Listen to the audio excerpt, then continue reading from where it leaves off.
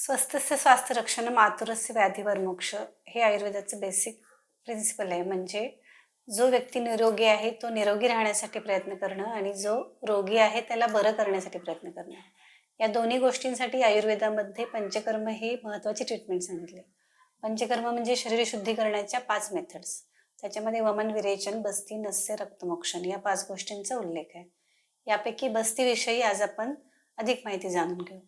नमस्कार, मी वैद्य स्वाती यादव कल्याणी आयुर्वेद पुणे या चॅनलमध्ये आपलं स्वागत करते.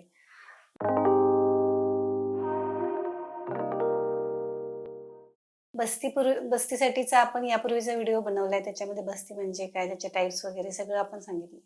या व्हिडिओमध्ये बस्ती हे नेमकं कोणत्या पेशंटमध्ये आपण वापरू शकतो याच्याबद्दल जरा डिटेल जाणून घेऊ. आयुर्वेदानुसार वात हा प्रधान दोष सांगितला. म्हणजे वात, पित्त, कफ यापैकी वात हा डायरेक्शन देणारा आहे. तो सगळ्यांचा कर्ता, नियंता अशा प्रकारे त्याचा उल्लेख आहे. त्यामुळं वाताला कंट्रोल केलं तर पित्त, कफ हे आपोआपच बॅलन्स होण्यासाठी मदत होते. मग वाताचे वेगवेगळे आजार सांगितलेत. अगदी आपण बोलताना बोलणं, डोळे झाकणं, पचनक्रिया, झोपणं, कोणतंही डिसिजन घेणं म्हणजे central nervous system, peripheral nervous system, याशिवाय अगदी मायक्रोस्कोपिक लेवलवरती जे काही डायजेशन होते, सगळ्या मायन्यूट गोष्टी ज्या काय होतात त्या सगळ्या वाताने कंट्रोल केल्या जातात. आणि त्यामुळं वात हा प्रधान दोष सांगितला आहे. आणि त्याची बेस्ट ट्रीटमेंट आहे बस्ती. बस्ती हे वातावरती श्रेष्ठ काय आहे तर पक्वाशय हे वाताचं ठिकाण सांगितले. म्हणजे आतड्यांमध्ये वाताची निर्मिती होते आणि तिथं आपण बेसिकली बस्तीची ट्रीटमेंट करत असतो. म्हणजे जे काय आपण औषधी तेल काढा आतड्यांमध्ये देणार आणि तिथं त्याचं रेग्युलेशन प्रॉपर होणार. म्हणजे जो निर्माण होणार आहे तो वातच चांगला होण्यासाठी मुळापासून आपण प्रयत्न करू शकतोय ते बस्तीमध्ये. त्याचमुळं आयुर्वेदामध्ये बस्तीला अर्धी चिकित्सा म्हटलंय. म्हणजे सगळे पंचकर्म एका बाजूला आणि बस्तीमुळं जे रिझल्ट्स मिळतील ते एका बाजूला. याशिवाय बस्ती ही अगदी लहान मुलापासून ते मरेपर्यंत कोणत्याही व्यक्तीला कोणत्याही कंडिशनमध्ये अर्थात विचार करून देण्याची ट्रीटमेंट आहे. त्यामुळं बस्तीला अतिशय महत्त्व आहे. लेडीजमध्ये जे काय युटरसशी रिलेटेड प्रॉब्लेम्स असतात त्याच्यामध्ये अपानवायूची दृष्टी असते. म्हणजे पिरियड्स इरेग्युलर होणं, ब्लिडिंग जास्ती होणं, कमी होणं, व्हाईट डिस्चार्ज किंवा इनफर्टिलिटीसारख्या सगळ्या प्रॉब्लेम्समध्ये बस्तीचा अतिशय चांगला रोल आहे. बऱ्याचदा आपण वमन विरेचनानंतर बस्ती प्लॅन करत असतो, ज्याच्यामध्ये पहिले कफ पित्ताचं शोधन करून शेवटी वात रेग्युलेट करण्यासाठी आपण पंचकर्मामधला बस्ती वापरतोय. त्याच्यामध्ये 8 दिवस बस्ती करणं, 15 दिवस बस्ती करणं, महिनाभर असं अकॉर्डिंग टू पेशंटच्या कंडिशन ते ठरवलं जातं. आणि त्याचे जे काही कंटेंट असतात त्याच्याप्रमाणे त्याचे रिझल्ट्स व्हेरी होतात. अगदी लहान मुलांमध्ये पण ज्यांना डेव्हलपमेंटल इश्यू असतात, म्हणजे लवकर बाळ बोलत नाही, लवकर चालत नाही, त्याच्या जे काही नॉर्मल ॲक्टिव्हिटीज व्हायला पाहिजेत त्या तशा होत नाहीत किंवा त्याचे बुद्धिअंक थोडाफार कमी आहे असं जेव्हा जाणवते तेव्हासुद्धा बऱ्याच पेशंटमध्ये बस्तीचा अतिशय चांगला लाभ मिळतो.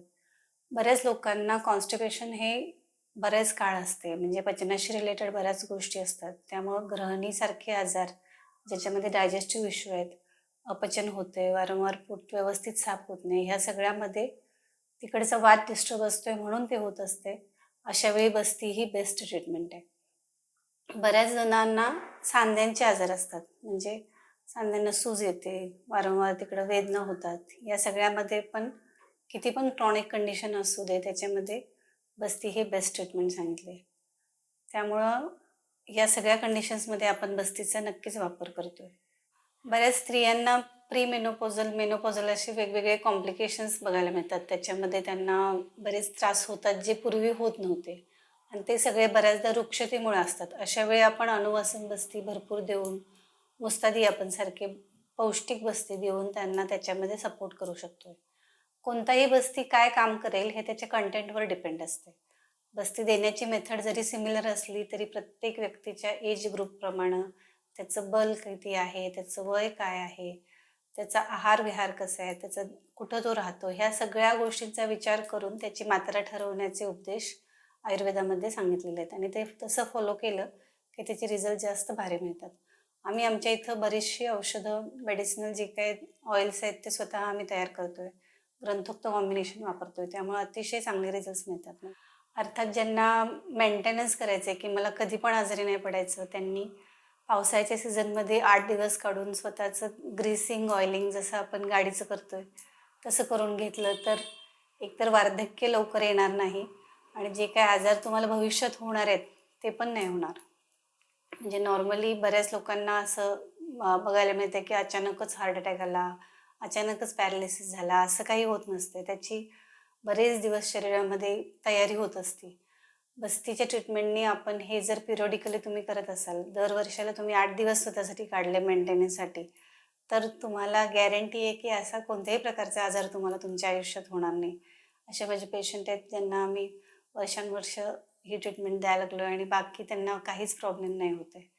त्यामुळं या पावसाळ्याच्या सीझनमध्ये तुम्ही पण स्वतःच्या शरीराच्या मेंटेनन्ससाठी बस्ती ट्रीटमेंटविषयी जास्त जाणून घ्या आणि तुमच्या जवळच्या वैद्याला भेटून तुमच्यासाठी कोणता बस्ती सुटेबल होऊ शकतोय ते बघा आणि याचा लाभ जरूर घ्या.